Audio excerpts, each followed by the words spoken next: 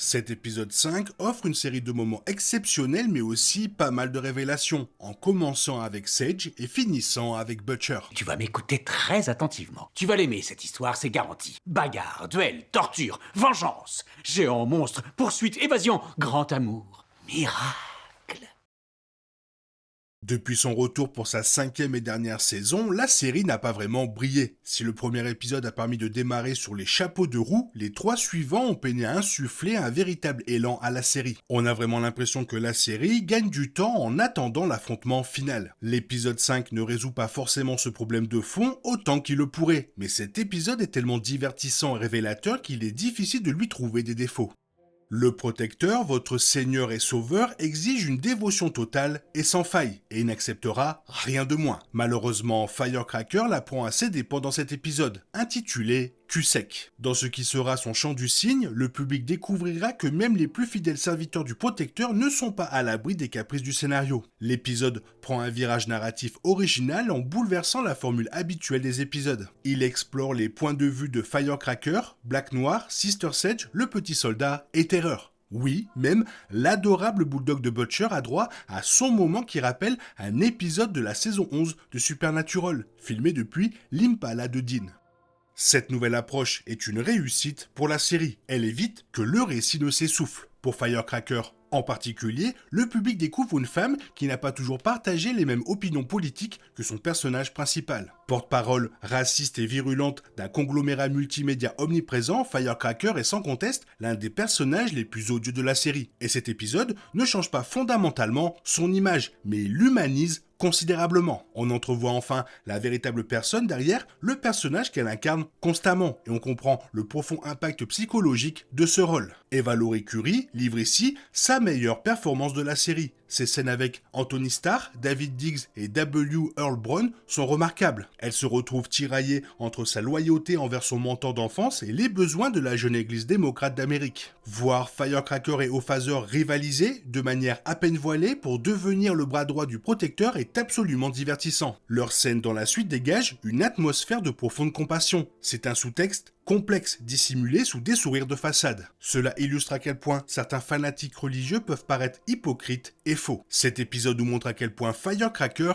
est prise au piège, notamment lors de la scène du prompteur. Pendant le tournage d'un épisode de son émission, elle doit diffamer son ancien pasteur qui lui a demandé de l'aide dans une séquence qui constitue une réflexion intelligente sur la façon dont les franchises évinceraient les entreprises indépendantes. Or, protéger ce pasteur signifie trahir le protecteur, et la trahison est synonyme de mort. Curry est magistral. Firecracker retient ses larmes et dissimule son trouble intérieur derrière son sourire carnassier caractéristique, ce qui rend la scène d'autant plus poignante. Sa douleur est palpable. Curry surpasse même sa performance dans sa dernière scène avec Starr. Il est intéressant de comparer la mort de Firecracker au dernier baroud d'honneur de A-Train. N'ayant plus rien à perdre, A-Train a dit ses 4 vérités au protecteur, tandis que Firecracker tente désespérément de l'apaiser et de flatter son ego. Même la flatterie ne suffit pas à la sauver. Elle apprend à ses dépens qu'il est souvent vain de s'abaisser pour un tyran. Malgré tous ses sacrifices, le protecteur n'hésite pas à la tuer et j'aborde les raisons plus tard. La série avait grand besoin d'une autre mort marquante et celle-ci est tout à fait appropriée.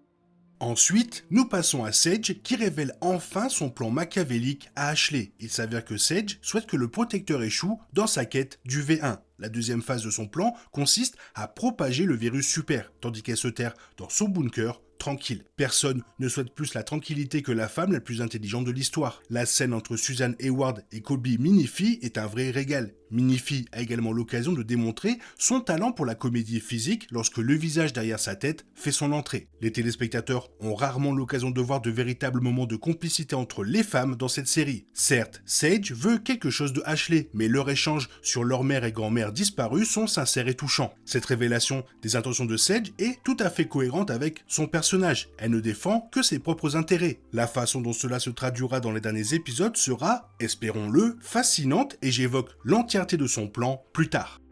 Les scènes de terreur apportent une touche de légèreté bienvenue à l'histoire sombre de Firecracker, qui n'aime pas un adorable chien, surtout lorsqu'on découvre ce qu'il voit exactement lorsqu'il simule l'acte avec sa précieuse poupée protecteur en lambeaux. Bravo à Anthony Starr pour son interprétation impeccable dans cet épisode. Par contre, La peluche n'a pas du tout le cul sec pour le coup. Certes, ce n'est pas la méthode idéale pour faire avancer l'intrigue de la saison 5, mais elle permet un développement appréciable de plusieurs personnages. C'est également le seul point d'entrée pour voir les Boys, car l'épisode se concentre principalement sur les 7. Hughie et Butcher finissent par se réconcilier après s'être affrontés pendant presque toute la série. Butcher admet même qu'il autorisera Hughie à donner le V1 à Annie Kimiko. C'est un changement bienvenu dans leur relation. Il faut dire que leur dispute incessante commençait à devenir lassante. Et Butcher fait ce move pour une raison particulière, que j'évoque plus tard. Ailleurs, Black Noir est au centre de l'attention, travaillant à 16 heures perdues comme acteur dans une pièce inspirée des Bee Gees et mise en scène par Adam Bork, ancien chouchou de Vought. L'interprétation de Nathan Mitchell dans le rôle de Black Noir est d'une pureté et d'une tendresse rares. Noir exécute les ordres du protecteur, mais n'est pas un méchant à proprement parler. Naturellement, l'homme-poisson ne supporte pas l'idée que quiconque puisse le surpasser et orchestre donc la mort d'Adam, l'une des plus atroces de la série jusqu'à présent. La rivalité entre Noir et l'homme-poisson atteint son paroxysme, et il semble que le premier ne soit plus très longtemps parmi nous. Le point de vue du petit soldat l'emmène, lui et le protecteur, à Hollywood pour certaines des meilleures scènes de l'épisode. Les téléspectateurs ont droit au caméo tant attendu de la saison, et croyez-moi, c'est du très lourd. Seth Rogen, Kumail Nanjiani, Will Forte et Christopher Mintz-Plasse sont un peu les Avengers geeks de l'épisode. C'est aussi une réunion Supernatural avec Jensen Ackles, Jared Padalecki et Misha Collins qui partagent l'affiche. Ce serait presque gratuit si ce n'était pas la dernière saison des Boys et si Supernatural n'était pas aussi populaire. Eric Kripke fait revenir Padalecki et Collins dans l'histoire juste pour les éliminer. Et, fidèle à l'esprit des Boys, c'est un bain de sang. Monsieur Marathon, incarné par Padalecki, transperce littéralement les Avengers geeks susmentionnés. Heureusement, leurs personnages de Supernatural ne font pas d'ombre à leur performance. Padalecki et Collins campent sans problème des super louches et répugnants. Les scènes au manoir de Monsieur Marathon servent également à notre objectif, rapprocher le petit soldat et le protecteur. Le petit soldat a passé la majeure partie de son temps à résister à son fils. Il faudra que Mal Chemical, incarné par Collins, endorme le protecteur avec son gaz pour que le petit soldat se range enfin de son côté. Bien sûr, cela va perturber les plans de Sage, car il semble que le petit soldat soit désormais déterminé à aider le protecteur à localiser le V1. Le personnage du petit soldat et sa bravade et ses remarques homophobes incessantes commencent à s'essouffler, mais au moins cet épisode lui offre d'autres partenaires que le protecteur et Firecracker. Mais il reste juste cette frustration persistante de voir que, une fois de plus, la série piétine avec l'intrigue du V1. Q-Sec est l'épisode le plus réussi de la saison 5 jusqu'à présent. Il offre un bel équilibre entre action sanglante et drame psychologique porté par une performance magistrale de Valerie Curie et un humour noir irrésistible. Le protecteur est un peu plus près de devenir le dieu qu'il s'imagine être. Seul l'avenir dira s'il deviendra immortel et déjouera les plans des Boys pour l'arrêter. Il a toujours été évident que Sage avait décidé de collaborer avec le protecteur et d'orchestrer son ascension au pouvoir par pur intérêt personnel. La nature de cet intérêt restait cependant un mystère jusqu'à présent. Sage a déclaré par le passé qu'elle agissait ainsi simplement pour voir si elle pouvait mener son plan à bien. Quand on est aussi intelligente qu'elle, littéralement la personne la plus intelligente au monde, la vie peut vite devenir ennuyeuse. Il n'y a plus rien à apprendre, plus rien à découvrir. Voir si elle réussira à mener ce plan à terme est un défi stimulant. Mais elle n'est pas stupide, et elle compte bien en tirer profit. Elle a déjà évoqué sa haine des humains, ce qui explique son absence de remords face à la mort de tant d'innocents. Ce sentiment remonte à la maladie de sa grand-mère, atteinte d'un cancer. Enfant, Sage avait présenté au médecin un remède car, bien sûr, grâce à ses capacités d'étude, de lecture et d'apprentissage, elle avait trouvé une solution. Personne ne l'a prise au sérieux et sa grand-mère est décédée. Depuis, elle nourrit une haine tenace envers les humains. De plus, Sage est écœurée par le monde entier, à tel point que cette super surpuissante se lobotomise volontairement de temps à autre, son seul moyen d'échapper à ce monde et à son cerveau constamment en ébullition. Mais à présent, elle a trouvé une autre échappatoire, au sens propre du terme. Sage se confie à la personne la plus improbable, Ashley, au sujet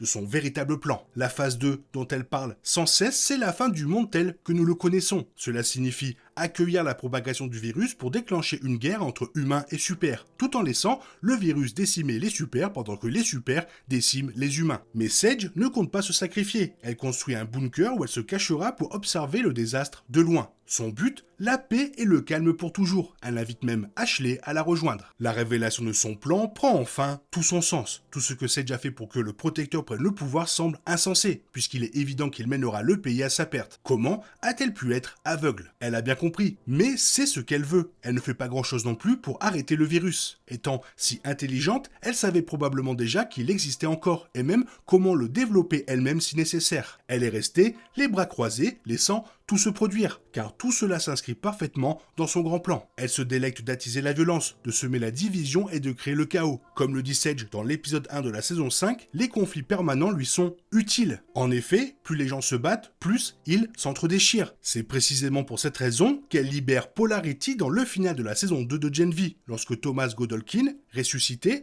révèle son plan visant à éliminer les faibles, à protéger les forts, à contrôler Marie et le protecteur, et à accroître ses propres pouvoirs. Cela représente une menace trop importante pour ses plans. Donc, elle est intervenue. En réalité, Sage avait tout prévu depuis le début. Ses décisions en apparence irrationnelles et son dévouement à aider le protecteur à accéder au pouvoir n'avaient d'autre but que de lui permettre de devenir suffisamment puissant pour diriger une armée d'opposants. Elle a besoin de cette armée pour combattre l'autre moitié du pays, afin qu'aucun camp ne l'emporte. Mais elle emportera.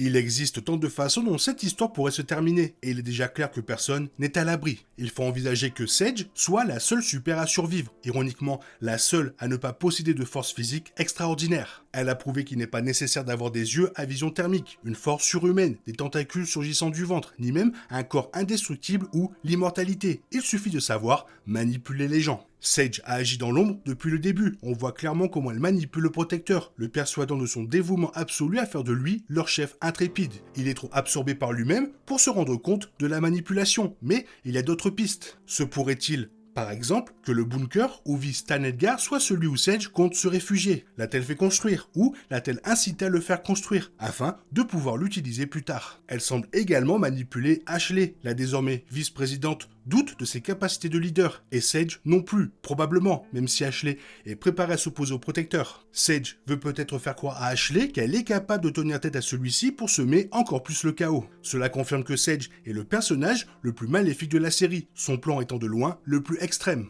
Le protecteur a commis des actes abominables tout au long des 5 saisons, allant jusqu'à laisser périr tout un avion alors qu'il aurait pu les sauver, ou encore à éviscérer son propre ami Black Noir. Des personnages comme Billy Butcher sont prêts à tuer des milliers de super d'un seul coup, lui y compris. Mais Sage veut anéantir toute vie sur Terre et la réinitialiser. C'est bien plus ambitieux que tout ce qu'a fait le protecteur. Pour l'instant, Sage règne en maître sur sa tour d'ivoire, donnant des ordres, manipulant les opinions et dirigeant les opérations comme si elle était sur le trône de fer. Il est possible que le protecteur s'en aperçoive ou qu'il estime ne plus avoir besoin d'elle et qu'il l'élimine par un coup qu'elle ne verra pas venir. Madeleine Stillwell a été la première à comprendre que flatter l'ego du protecteur pouvait servir ses propres intérêts, mais cela lui a finalement porté préjudice. Contrairement à Madeleine, Sage a toujours une longueur d'avance, capable d'anticiper chaque variable et chaque scénario possible. C'est littéralement son super pouvoir. C'est un super pouvoir bien plus terrifiant que celui de n'importe quel autre personnage de la série. L'esprit est une force puissante, et si Sage parvient à ses fins, elle est prête à voir le monde s'embraser, et le protecteur périr avec lui.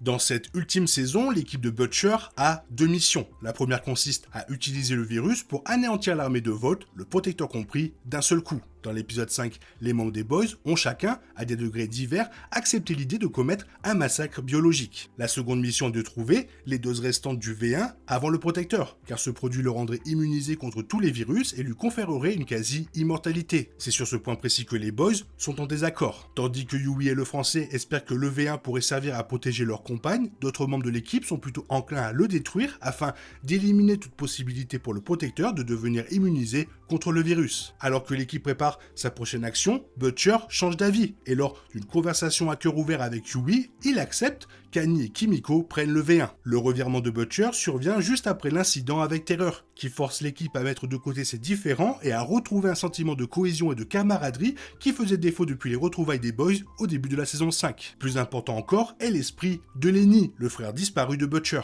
Déjà de meilleure humeur grâce à Terreur, Butcher est visiblement touché par la capacité de Yui à se soucier des autres, même lorsqu'ils sont en désaccord. Butcher aperçoit alors le trophée que le jeune Lenny avait gagné pour un tour de magie, volé chez son père dans l'épisode 1, et à cet instant, il se souvient de l'immense bonté de son frère. Butcher a toujours comparé Yui à Lenny, et laisser Yui utiliser le V1 pour sauver des vies est une façon d'honorer les valeurs de Lenny. N'ayant pas pu aider Lenny de son vivant, Butcher peut au moins aider celui qui, parmi les Boys, incarne l'empathie et l'humanité de Lenny.